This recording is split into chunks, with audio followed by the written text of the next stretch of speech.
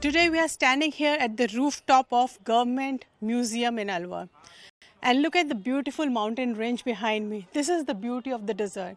But we are today here in Alwar to cover the most fiercely contested battle, the road from which we have came here that connects Delhi to Alwar. And we must remember that the BJP's candidate Bhupendra Yadav is no stranger to Rajasthan. While he has already represented the desert state in the upper house of parliament for 2 terms, this time the party has fielded him from Alwar Lok Sabha constituency. Will BJP's one of the topmost political strategists be able to provide the area with much needed development push as he embarks on this journey? We will keep a close watch on him.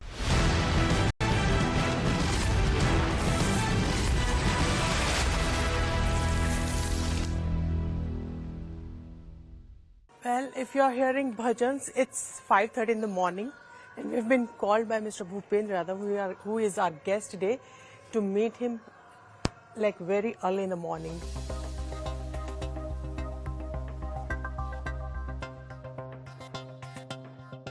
Good morning, sir. Welcome, ji. Like it's 5:30 in the morning, and you're completing your whole day chores and tasks. आप क्या prepare कर रहे हैं? नहीं, normally campaign में चलते समय लोगों के नॉर्मली कैंपेन में चलते समय दिन भर लोगों के फोन आते हैं, मैसेज आते हैं, दिन की प्लानिंग होती है. ये एक स्वभाव का हिस्सा हो जाता है और जल्दी दिन की शुरुआत कई बार आपको बहुत अच्छा और ताज़ा बनाती है और बहुत सारे पूरे दिन के बारे में जो निर्णय करने होते हैं वो आप कर सकते हैं. अभी कुछ दिनों पहले जो एक बहुत अच्छी किताब रॉबिन शर्मा की भी थी, 5 AM club. Okay. So 5 AM club मतलब कि अर्ली राइजर्स क्लब है. So we'll go in another room, we'll have a little chat, and then we'll see what Mr. Bhupendra Yadav day looks like.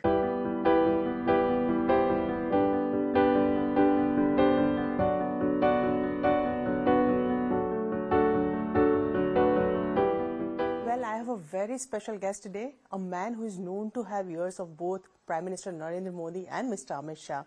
And he's no stranger to election, despite the fact that this is his first election he's contesting, right, sir? Yes. And sir, how does it feel on other side of the table? आप election लड़वाते थे अब तक.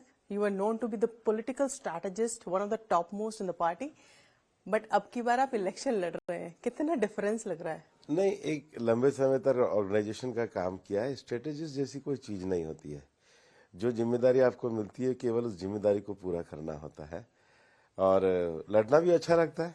लोगों के बीच में जाना, उनको मिलना, उनके लिए काम, उनके लिए विषय तय करना, उनके विषयों को सुनना, तो ये भी बहुत अच्छा एक्सपीरियंस है. अलवर से मेरा जुड़ाव पिछला 40 वर्षों का रहा, पारिवारिक भी रहा, सामाजिक भी रहा.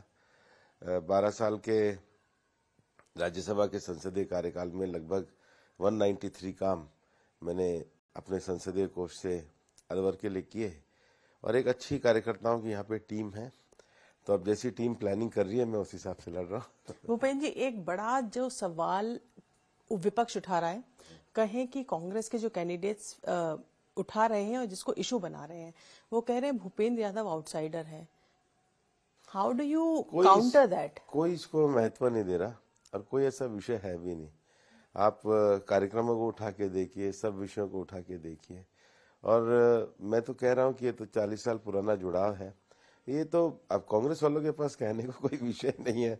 कुछ ना कुछ कहते हैं लेकिन कोई उनका बात को ध्यान नहीं दे रहा है. फेस आपको लगता है प्रधानमंत्री मोदी जी का जो फेस है वो पूरी सीटों पर है, पूरे देश में है, बट कैंडिडेट का भी अपना एक रोल होता है जो वो प्ले करता है. तो आपको लगता है इन वाले जो लोकसभा 2024 है इसमें प्रधानमंत्री ज्यादा प्रमुख है या कैंडिडेट का कितना परसेंटेज मैटर करता है? जमीन पे जब आप जाते हैं तो प्रधानमंत्री नरेंद्र मोदी जी की गारंटी पे लोगों को बड़ा विश्वास है. जैसे अलवर में ही आप देखिए, 10 साल पहले ये जब यूपीए की सरकार थी, जो नेशनल NH8 है, ये कहीं ना कहीं रुका रहता था. अब लोगों को ये महसूस होता है कि ये जो NH8 है, इसके बाद जो दिल्ली मुंबई एक्सप्रेसवे को सोचा गया और 10 साल में आज एक्सप्रेसवे तैयार है, तो लोगों को लगता है कि केंद्र में मोदी जी की गारंटी है, तो ये विषय जमीन पे आएंगे। तो जो एक विषय चलता है कि हम सपने नई हकीकत बुनते हैं, इसलिए लोग मोदी को चुनते हैं, इसको आप जमीन पे महसूस करोगे। एक काओ स्मगलिंग की जो इशू यहाँ रही वो काफी बढ़ती गई। आप लॉ को भी बहुत अच्छे से जानते हैं, आपको लगता है आप जब चुन के आएंगे यहाँ पर, क्या उस इशू को टैकल किया जा सकता है? Is it possible? क्योंकि स्टेट में भी अब आप ही की सरकार है। ये एक बड़ा इशू है और जो पिछली कांग्रेस सरकार थी स्थानीय, बड़ा लापरवाही से चीज़ों को किया था और हम अच्छे प्रशासन के साथ, अच्छे उपायों के साथ इन सारे विषयों को पूरा ध्यान देंगे। एक ग्राउंड की रियलिटी ये भी है कि जब पॉलिटिशियंस जाते हैं चुनाव लड़ने तो कास्ट एक डोमिनेंट फैक्टर होता है। इसको यादव बेल्ट कहा जाता है। पिछले कुछ समय से यादव एमपीज ही चुनकर इस एरिया से आ रहे हैं। भाजपा बात करती है कास्टलेस सोसाइटी की। आप उस चीज को किस नजरिए से देखते हैं? क्योंकि कांग्रेस भी कहती है हम 36 जातियों की बात करते हैं, पर एंड ऑफ द डे उनके कैंडिडेट भी एक यादव है। ये सीट बाय सीट है और कोई पहले अदर कास्ट भी होते थे, तो इसको किस परिस्थिति में टिकट मिलता है वो राजनीतिक पार्टियां तय करती हैं और मेरे को नहीं लगता है कि हम कोई केवल एक कास्ट की राजनीति करते हैं। अगर सब जगह मेरे भाषण भी आप सुनोगी तो मैं यही कहता हूँ कि मैं 36 बिरादरियों के लिए काम करता हूँ। तो ये जो पोरस बॉर्डर है, जब हम इसकी बात करें, मेवात रीजन भी उसमें आता है। कांग्रेस का मानना है MY फैक्टर अलवर में काम कर सकता है। कोई MY फैक्टर नहीं है। कांग्रेस गलतफहमी में रहती है। तो जो व्यापक रूप से चुनाव के इश्यूज जो समझ आ रहे हैं वो नारी शक्ति का है बीजेपी, और कॉन्स्टेंटली जो जिस तरीके की स्टेटमेंट्स ऑपोजिशन कैंप से आ रही हैं, बीजेपी उसको एक बड़ा मुद्दा बना रही है कि नारी शक्ति का अपमान है। चाहे वो कंगना रानौत के बारे में सुप्रिया श्रीनेत का ट्वीट हो, जिस तरीके से उन्होंने टिप्पणी की, हालांकि एक्सप्लेनेशन उन्होंने दिया, चाहे वो राहुल गांधी की स्टेटमेंट हो। कांग्रेस का एक स्वभाव है कि वो तर्क नहीं करते, वो केवल अपशब्द और गाली गलौच ही करते हैं। मैं यहाँ चुनाव में उतरा हूँ तो कांग्रेस के उम्मीदवार सिर्फ गाली देने के अलावा काम क्या करते हैं, इनको आता क्या है? And Congress had made electoral bonds a very big issue in the elections. तो सबके सामने है, उसमें अस्पष्टता क्या है? आखिर भारत में हम क्यों काले धन की अर्थव्यवस्था को चलाना चाहते हैं? और जो अगर आया भी है तो प्रोपोर्शन और रेशो देखिए, कोई 100% किसी एक पार्टी को तो आया नहीं है। जिन पार्टियों की एक राज्य में भी सरकार है उनके पास भी कांग्रेस से ज्यादा आया। तो बॉन्ड से तो पैसा, कम से कम ये ट्रांसफरेंसी तो है, किसका किसको पैसा है। कांग्रेस में जहां दो गुट थे वहां बीजेपी में भी माना जाता था वसुंधरा राजे फैक्टर काम करता है। उसको मैनेज करने में कितना एफर्ट लगा और कैसे वो डिफरेंट था जो लड़ाई कांग्रेस में चल रही थी सचिन पायलट और कोई ग्राउंड में दो गुट नहीं है, मैं तो सब कार्यकर्ता साथ काम कर रहे हैं। ये आपका मीडिया का विषय है। Well, Mr. Bhupendra Yadav is also the brand ambassador of Viksit Bharat. He has always touched upon those little things, that policy decisions that have led development in the country, and these policies emanate only from the leadership of Prime Minister Narendra Modi. But we'll get you more details as to how his day goes. What will he do after this? This is like 6 in the morning. Sir, if I'm not wrong. Yes. This is 6 in the morning. He has already finished his work and he is sitting with us and he would be meeting the party people as well, sir. आपके पास अभी लोग आने वाले हैं party के, 1 घंटा ये उनके साथ रहेंगे. Then he'll have his breakfast. We'll tell you what he eats in the morning and how his day goes like.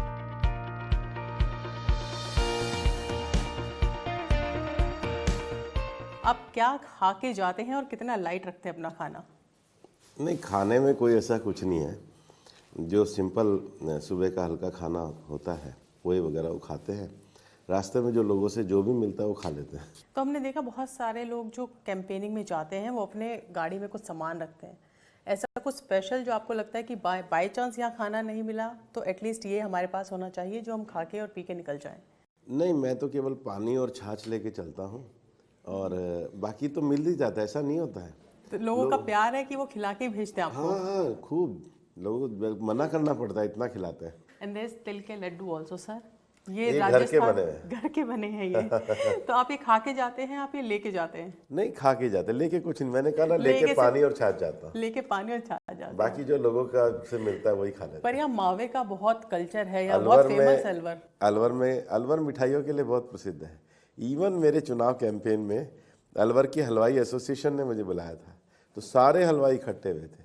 Alwar में सब चीज़ें बहुत अच्छी बनती है, दूध से बनी हुई चीज़ें, कलाकंद हो, रबड़ी हो, बर्फ़ी हो, बहुत अच्छी बनती है।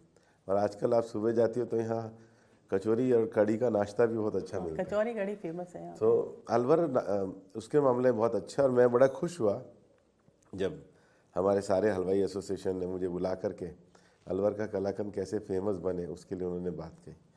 और प्रधानमंत्री जी ने लोकल फॉर वोकल की बात करी थी और रेलवे स्टेशन पे वन प्रोडक्ट की बात करी थी। तो रेलवे वालों ने भी कहा कि वो रेलवे स्टेशन पे एक अलवर के कलाकंद का स्टॉल लगाएंगे। And also you don't do dinners is what I have heard, कि आप डिनर नहीं करते जब आप आते हैं। कोशिश करता हूँ 6-7 बजे के पहले खाना खा लो। तो मेंटेन बैलेंस कर लेते हैं आप, वो जो हलवाइयों और माताओं ने खिलाया होता है उसको बैलेंस करने के लिए रात में। तो महिलाओं का भी काफ़ी प्रेम आपको मुझे लगता है यहाँ मिल रहा होगा। पर आपको लगता है क्योंकि बंगाल में जिस तरीके से संदेश खाली का हमने इंसिडेंट देखा, उसकी गूंज अलवर में कहीं सुनाई दे रही है आपको? देखिए, संदेश खाली की गूंज तो पूरे देश में है, और मैं पिछले बंगाल के चुनाव में भी थोड़े समय के लिए गया था। बंगाल में महिला अत्याचार के मामले में जिस प्रकार से पिछले चुनाव में भी हिंसा हुई थी, उससे पहले पंचायती राज में जो हिंसा हुई थी वो गलत है। आज बंगाल में पॉलिटिकल हिंसा का जो इंस्टीट्यूशनलाइजेशन हुआ है वो लोकतंत्र के लिए ठीक नहीं है। राम मंदिर एक बहुत बड़ा इशू है, जहाँ भी हम जाते हैं सबको बहुत खुशी है कि इतने सालों बाद राम मंदिर देखने को मिला। कांग्रेस और अपोजिशन पार्टीज कहती है बीजेपी का इवेंट था। कांग्रेस और अपोजिट पार्टी क्या कहती हैं? एक तो सालों बाद नहीं मिला है, सदियों के बाद मिला है। 500 साल, 5 सदियां निकली हैं, और 5 सदियों में समाज पूरा संघर्ष करता रहा है। ये पूरा समाज का ही आंदोलन था, और बुलाया तो ट्रस्ट ने था, सबको बुलाया था, तो मना करने का कारण कहाँ था? तो बार बार अखिलेश यादव, राहुल गांधी कहते हैं हम भी हिंदू हैं, वो टेम्पल्स भी जा रहे हैं राहुल गांधी। सॉफ्ट किसने मना किया है? किसने सर्टिफिकेट इशू किया? वो नहीं है तो है तो ठीक है, उसमें क्या बुरी बात है? घोषणा क्यों कर रहे हैं? मन में क्या चोर है? वो तो उनसे पूछना चाहिए कि भाई आप घोषणा क्यों कर रहे हो?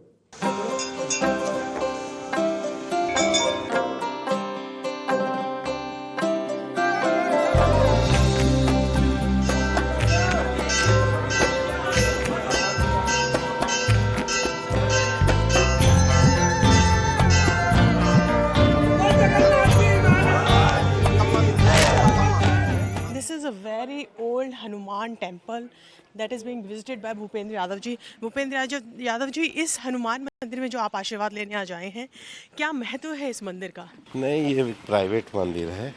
हमारे झालानी जी यहाँ पर एक बहुत पुराने वरिष्ठ पत्रकार हैं, उन्होंने मेरे से आग्रह किया था, और वो बहुत प्राइवेट है, तो उसी में मैं उनके आग्रह पे आया। इसके बाद जगन्नाथ मंदिर आप जाएंगे। तो ये हमारे अलवर के सबसे वरिष्ठ पत्रकार हैं। एक तो ये लेटर पढ़ लेना, एक ये पढ़ लेना, मैं करूँगा। और एक शिकायत और है, वो ये है कि ये फुल कवरेज में कर रहा हूँ जी। ये देखिए पूरा हेडलाइन जी, और ये पीछे तक का पूरा कवरेज आपका। धन्यवाद। लेकिन इसमें बाकी चीज़ें हैं, मैं ज्ञान में ये इसमें मैं रखते हैं।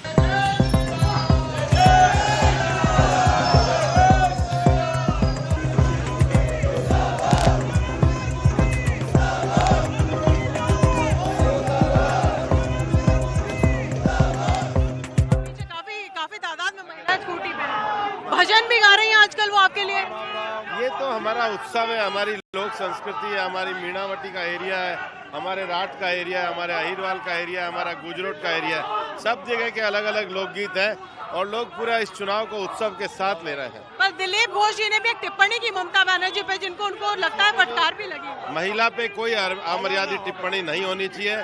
महिलाएं शक्ति का प्रतीक है, ये हमारी पूजनीय है, और हम शक्ति के उपासक माने प्रधानमंत्री जी के नेतृत्व में वुमेन लेड डेवलपमेंट में विश्वास करने वाले लोग हैं।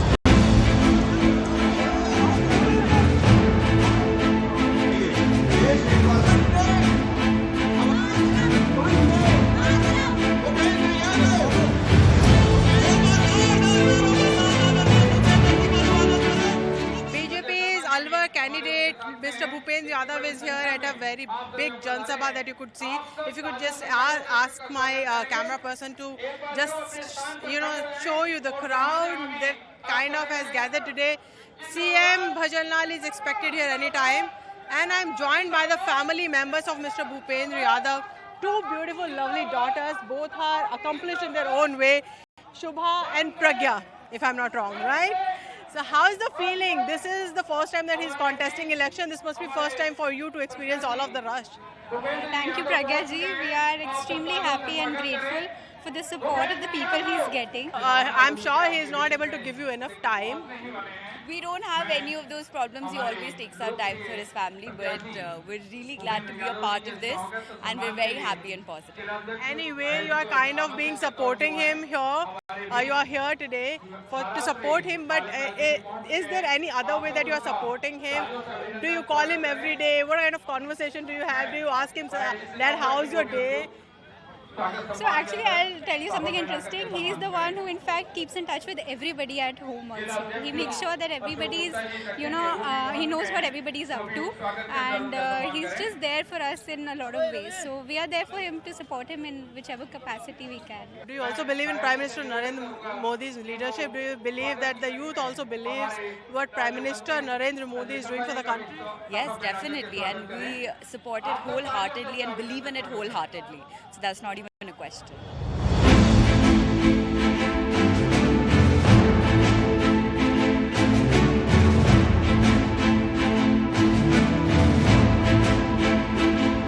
Well, this is a visual that everyone is waiting for. Former MP from Alwar, Baba Balaknath, with the BJP's candidate Mr. Bhupendra Yadav. Sir, कितना बढ़िया कैंपेन चल रहा है. आप दोनों एक ही जगह हैं. देखिए, चाय का आनंद ले रहे हैं और कार्यकर्ताओं के साथ में जनता दर्शन करने निकले हैं और बहुत ही उत्सव का माहौल है पूरे देश में, पूरे अलवर में, क्योंकि लोगों का ये जो मन और भाव इस समय चुनाव का जो मतदान करने का है ना, वो भक्ति भाव से, राष्ट्र प्रेम से जुड़ा हुआ भाव है और लोग बहुत अंतरात्मा से, दिल से इस बार कमल के फूल का जो 400 पार का नारा है माननीय प्रधानमंत्री जी को, उसको साक्षात स्वरूप देकर रहेंगे। चाय पे चर्चा भूपेंद्र जी हो गई है? चर्चाएं होती है, चर्चा नहीं, कई बार होती है इसलिए। कांग्रेस कह रही है कि बहुत बालकनाथ जी भी चाह रहे थे कि उन्हें टिकट दोबारा मिले, बहुत बना नहीं। कांग्रेस इस तरीके से जो बोलती है, पर जो विजुअल हम आपको दिखा रहे हैं उससे लग रहा है all is well in BJP. आपको लगता है कांग्रेस में ये दिक्कत है कहीं ना कहीं? देखिए, ऐसे आरोप आप एक तो पहली बात कांग्रेस तो कम बोलती है, पत्रकार अपनी तरफ से खुद अपने विचार बना लेते हैं। नहीं ये कांग्रेस आपको भी कुछ ना कुछ बात चलाने के लिए तो चाहिए ना। नहीं, तो ऐसे कांग्रेस के कुछ नेताओं ने बोला होगा, उनका काम ऐसे ये झूठ बोलना, अर्गलन बातें करना, झूठ फैलाना लोगों में, और सब लोग मिलकर काम करते हैं। आप दोनों की फेमस यहाँ की चीज़ क्या है जिसको आप दोनों बहुत लाइक करते हैं?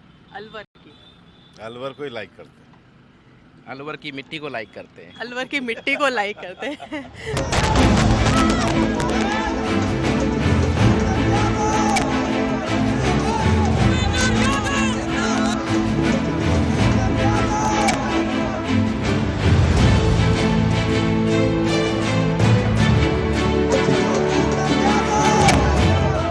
Well, we gave you the glimpses of what Bhupendra Yadav, who is BJP candidate from Alwar Lok Sabha constituency, looks like. Every day he gets up early in the morning, he does very light breakfast, and he gets onto the job. He had been, 2 times member of parliament from Rajasthan, but contesting election is another game. This particular constituency is very crucial. It is the access point to Rajasthan and also connects Haryana. For the time being, BJP is playing its cards right. They have fielded a Yadav from this particular constituency, which is believed to be a Yadav dominated. This constituency had been courting Congress leaders as well. In 2014, there was Mahant Chandanath was elected from here. Because of his death, there was a by-election in 2018, and his, Karan Singh from Congress became the MP from this particular constituency. In 2019, this was won by man Balaknath, who was disciple of Chand Nath, and now there's 2024 election as well. So it is no stranger to having elect a Congress candidate as well. That is the main challenge for Bhupendra Yadav right now, and also the challenge is how to break the MY factor, Muslim and Yadav. Many believe, and in fact many in the Congress are saying that BSP candidate Mr. Hussain will be able to divide the Muslim vote and can prevent the polarized consolidation of Muslim vote. Whether it will happen or not is yet another matter. But for now, Mr. Bhupendra Yadav seems to be dominating the news in Alwar Lok Sabha constituency.